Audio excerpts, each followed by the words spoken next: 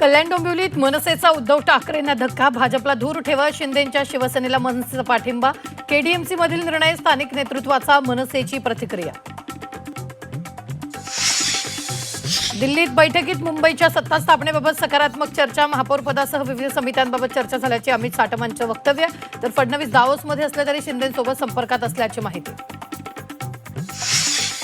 समाधान सरवणकरांच्या आरोपांनंतर भाजप आक्रमक, भाजप पदाधिकारी सायबर सेलकडे तक्रार करणार, तर सरवणकरांच्या आरोपांची माहिती घेऊ, मात्र माध्यमांपुढे व्यक्त होऊ नका, साटमांनी टोचले कान.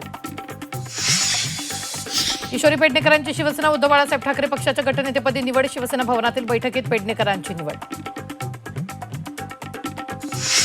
चंद्रपुरात धानोरकर वर्सेस वडट्टीवार वाद पेटला, खासदार झाले म्हणजे जिल्ह्याचे मालक होत नाहीत, वडट्टीवारांचा प्रतिवाद, धानोरकरांवर पलटवार, तर वडट्टीवारांनी राज्यात लक्ष घालावं, धानोरकरांची टीका.